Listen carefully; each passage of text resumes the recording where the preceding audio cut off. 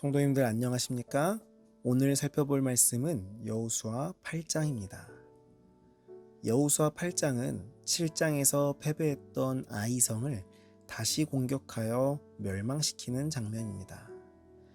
이번에는 여호수아가 지난번 같은 실수를 반복하지 않으려고 만반의 준비를 갖추었습니다. 그는 하나님의 뜻을 묻고 아침에 일찍 일어나 기도하고 준비한 후에 백성을 점호하고 백성들 앞에서 친히 아이로 올라갔습니다. 그는 백성들 가운데 자면서 그들과 함께하고 친히 작전을 지휘했습니다. 그런 준비에도 불구하고 그는 지난번 군사의 10배인 군사 3만 명을 동원하여 배치했습니다. 잠시 하나님의 은혜를 잊고 경거망동한 그의 실수를 모조리 인정하고 철저히 시정한 것이었습니다. 여호수아는 훌륭한 지도자였습니다. 전투가 끝나고 아이성을 불살라 무더기를 만든 후 여호수아는 에발산에 단을 쌓고 온 이스라엘 앞에서 율법을 낭독했습니다. 1절에 두려워하지 말라 놀라지 말라. 모세가 죽은 후 하나님께서는 여호수아에게 가나안 정복의 대업을 맡기시면서 같은 말을 하셨는데 지금 아이성 공략을 앞두고 있는 여호수아에게 용기를 주기 위해 다시 이 말씀을 반복해 주시고 계십니다. 아이성 공략의 예상 밖의 실패로 인해 낙심하고 있을 여호수아에게 그 성을 다시 공격할 수 있도록 새로운 용기와 자신감을 불어넣어 주시고 계신 것입니다. 두려워하지 말라고 하시면서 하나님께서는 군사를 동원하라고 말씀하십니다. 지난번 첫 번째 공격 때는 3,000명만 보내도 충분하다는 정탐꾼들의 말만 듣고 나머지 백성들은 태평했습니다. 그러나 하나님께서는 아무리 작은 전투라도 모두가 긴장하여 최선을 다할 것을 명령하셨습니다. 또한 아이성 전투는 가나안 땅에서 벌어지는 첫 번째 전투이기 때문에 앞으로 있을 전투의 모본이 되어야 했습니다. 그렇기 때문에 하나님의 지시에 따른 철저한 준비와 온 민족이 한마음이 되어 참가하는 모범적인 전투가 되어야 했습니다. 4절에 너희는 성읍 뒤로 가서 성읍을 향하고 매복하되. 여호수아가 군사들을 성읍을 향해 매복하도록 지시합니다. 그런데 이 매복하라는 명령은 하나님께서 여호수아에게 하신 말씀이었습니다. 하나님께서 승리를 구하고 도움을 구하는 여호수아에게 디테일하게 방법을 알려주시는 모습을 우리는 말씀을 통해 살펴볼 수 있습니다. 첫 번째 아이성과의 전투와 두 번째 전투는 상당히 다른 양상을 띠고 있습니다. 첫 번째 전투에서는 정탐을 한 후에 3,000명으로도 충분히 이길 수 있을 것이라고 이야기해서 3,000명만 보냈지만 두 번째 전투에서는 모든 군사가 동원됐으며 그 중에서 3만 명이 매복했습니다. 첫 번째 전투에서는 기고만장하여 작전도 없이 달려갔다면 두 번째 전투에서는 치밀한 매복 작전을 펼쳤습니다. 첫 번째 전투에서는 여호수아가 함께 가지 않았지만 두 번째 전투에서는 여호수아가 백성들과 함께 앞서서 올라갔습니다. 첫 번째 전투에서는 하나님의 뜻을 묻지 않고 지시를 받지 않았지만 두 번째 전투에서는 하나님께 기도하며 세밀한 하나님의 지시와 승리의 보장을 받았습니다.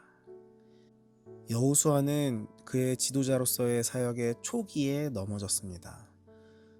지도자로서 초기에 넘어진다는 것은 그것도 모세라는 다시 없을 지도자의 후계자로서 지도자의 자리에 선 지 얼마 되지 않은 시점에서 넘어졌다는 것은 앞으로의 그의 지도자로서의 역할을 수행하기가 정말 어려워졌다고 생각할 수 있었을 것입니다. 그리고 낙담했을 수도 있습니다. 그러나 여호수아는 넘어졌을 때 그대로 주저앉는 것이 아닌 하나님께 방법을 구하고 다시 나아갔으며 똑같은 실수를 하지 않고 하나님과 함께 나아갔습니다. 이런 여호수아에게 하나님께서는 용기를 주셨고 그로 하여금 다시 하나님의 세우신 지도자로서 백성들을 인도할 수 있도록 지혜와 능력을 허락하셨습니다. 우리 하나님은 이런 분이십니다. 우리가 혹시 넘어지더라도 다시 일어설 수 있는 힘을 주시는 하나님. 혹시 하나님의 뜻과 맞지 않는 일을 할지라도 그대로 버리시는 것이 아니라 다시 일으켜 세우시고 할 수 있다고 말씀해 주시는 분이 바로 우리 하나님이십니다. 이런 하나님이 우리와 함께 하시다는 사실에 감사하며 주님과 동행하는 우리 모두가 되기를 간절히 바랍니다. 22절에 한 사람도 남거나 도망하지 못하게 하였고, 여호수아의 군대가 아이성을 격파한 기본 전술 전략은 매복, 유인, 협공 등 3단계의 전략이었습니다. 그중 22절은 마지막 협곡 작전을 펼치는 부분인데요. 한 번의 승리로 인해 자만심에 들뜬 적군의 심리를 역이용하여 일단 성에서 유인해낸 후 복병으로 하여금 성을 점령케 하고 이후 앞뒤 양쪽에서 협공함으로써 방심한 적의 허리를 찌르는 장면이 생생하게 묘사된 부분입니다. 특히 여기에는 애초에 전략이 마치 자로 잰 듯 꼭 맞아 떨어지는 모습이 부각되고 있습니다. 결국 전쟁은 성을 장악한 복병들의 신호용 불을 기점으로 성을 장악한 복병들의 후방 공격과 도망하던 이스라엘 주력 부대의 세찬 반격으로 인해 사면초가가 되어 마치 도간에 갇힌 쥐처럼 어쩔 줄 모르고 당황하는 아이와 베델의 연합군대를 철저히 격파한 여호수아 군대의 완벽한 승리로 끝났습니다. 이처럼 전쟁의 신이신 여호와가 군대 총사령관이 되시고 게다가 주도 면밀한 지도자의 전략이 함께한 전쟁에서 그 결과는 분명히 대승리로 끝날 수밖에 없다는 사실을 우리는 살펴볼 수 있습니다. 우리는 마찬가지로 영적인 대쟁투를 싸우는 그리스도의 군대입니다. 우리의 총사령관은 전쟁에 능하신 그리스도 예수이심을 기억합시다. 우리가 하나님께 우리의 전쟁, 선악간의 대쟁투를 맡기고 그 명령에 따라 순종하며 나아갈 때 모든 것이 자로 잰 듯 꼭 맞아떨어지며 주님께서 보시기에 가장 좋은 대로 승리하는 모습을 보게 될 줄로 확신합니다. 이 믿음을 가지고 주님 앞에 나아가는 우리 모두가 되기를 간절히 바랍니다. 30절에 에발산에 한 단을 쌓았으니, 에발산은 아이로부터 32km 정도 떨어져 있었습니다.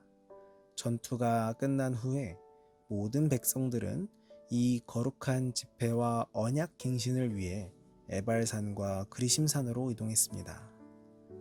이 모임을 위하여 정복 과업은 잠시 중단해야 했습니다. 이렇게 함으로 그들의 번영의 길이란 하나님을 최우선에 두는 것임을 백성들은 배울 수 있었습니다. 훗날 예수님께서는 이 위대한 원칙을 너희는 먼저 그의 나라와 그의 의를 구하라 하는 말씀으로 되풀이해 가르치셨습니다. 오늘 우리는 여호수아의 실수를 인정하고 시정하는 모습과 하나님의 인도하심으로 승리하는 이스라엘 백성들의 모습을 살펴봤습니다. 우리는 모두 넘어질 수 있습니다. 그러나 넘어질 때에 우리는 그것을 부정하거나 정당화하는 것이 아닌 나의 죄됨을 인정하고 하나님의 인도하심을 따라 시정하는 사람이 되어야 합니다. 하나님께서는 우리의 인생에 세부적으로 관심이 있으십니다. 이스라엘 백성들이 승리할 수 있는 구체적인 방법을 하나님께서 제시해 주셨던 것처럼 우리의 삶 역시 하나님께서 구체적으로 인도하실 줄로 믿습니다. 우리의 잘못이 우리를 넘어뜨리게만 하는 것이 아닌 하나님께 더 가까이 나아갈 수 있도록 하는 또 다른 기회임을 기억하고 주님께 나아가는 우리 모두가 되기를 간절히 바라면서 아침 말씀을 마치도록 하겠습니다. 오늘은 청년반의 김세화 청년을 위해 기도하도록 하겠습니다. 하늘에 계신 아버지, 오늘도 말씀으로 하루를 시작할 수 있게 하심에 감사합니다. 오늘은 청년반의 김세화 청년을 위해 기도합니다. 바쁜 직장 생활 가운데도 잊지 않고 주님의 전을 찾는 김세화 청년을 축복하여 주시옵고, 일터에서나 가정에서도 하나님의 축복의 통로가 될 수 있도록 인도하여 주시옵소서. 건강 허락하여 주시옵고, 무엇보다도 더욱 주님을 알아갈 수 있도록 영적인 활력 허락하여 주시옵소서. 오늘 살펴본 말씀처럼 비록 우리가 죄로 인해 넘어질지라도 주님 안에서 일어서고 회개함으로 주님 앞에 나아갈 수 있도록 인도하여 주시옵소서. 주님께만 영광 돌리기를 원합니다. 사탄이 처음 빠졌던 그 교만과 영광에 대한 욕심으로 우리를 죄 가운데 두지 않도록 주님 함께하여 주시옵소서. 오늘 하루도 주님께 온전히 맡기오며 예수님의 이름으로 기도합니다. 아멘.